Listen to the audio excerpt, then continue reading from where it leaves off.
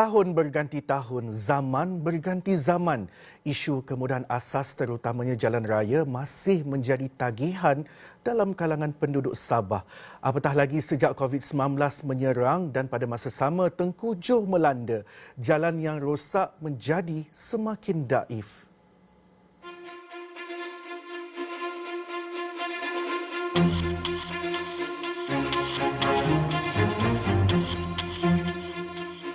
Astro Awani menjelajah dan membuat tinjauan ke daerah-daerah yang dilaporkan memiliki jalan yang daif, antaranya di Sandakan.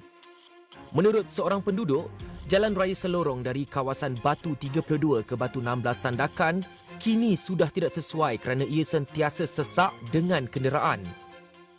Keadaannya juga teruk dengan beberapa tempat berlaku runtuhan dan jalan mendap. Daripada Batu 32 hingga ke Sandakan, kalau diperhatikan jalan raya tersebut, dari dahulu mungkin sudah berpuluh-puluh tahun, jalan raya itu masih juga dalam keadaan dua hala. Kemudian kalau kita melihat di beberapa kawasan, terutama di kawasan di Batu 20, kemudian yang terbaru sekarang ni Batu 25, kita melihat jalan raya itu hanya sebelah jalan saja digunakan. Sehingga sekarang belum ada pembaikan lagi lah jalan tersebut, masih belum dibaik pulih. Jajaran jalan raya itu juga dipenuhi lubang dan membahayakan pengguna.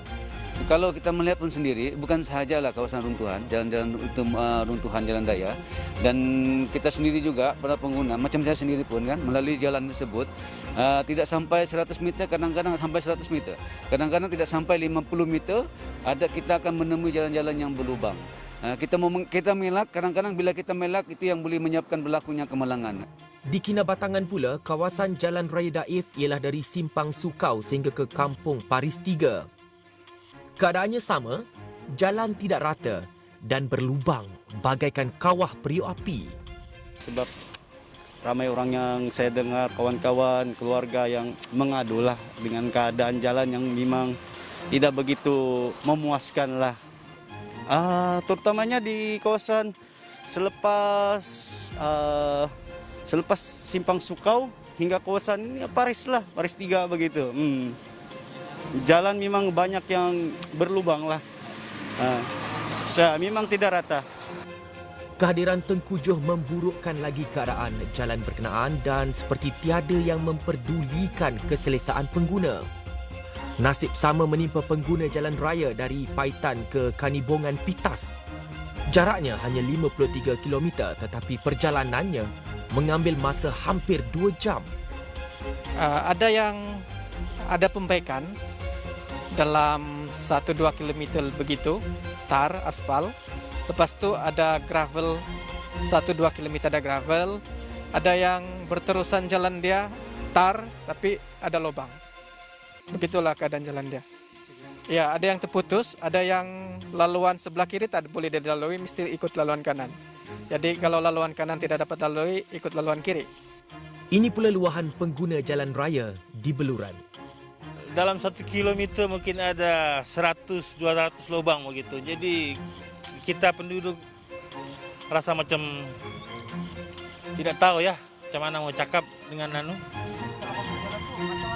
Ya, terpaksa kita ke kanan lubang, ke kiri lubang, di tengah-tengah lubang. Jadi terpaksa kita perlahankan kendaraan kita lah. Kalau langgar sajalah, kalau macam sudah keadaan terpaksa. Untuk ya memang kita gunakan jalan itu, jadi kita terpaksa lah. Melanggar sajalah. Jadi itulah menyusahkan masyarakat lah yang memandu kendaraan melalui lorong-lorong itu. Telupit pula menjadi daerah yang sangat popular di media sosial sejak kebelakangan ini kerana memiliki jalan yang paling teruk dan daif di Sabah. Memang amat daif.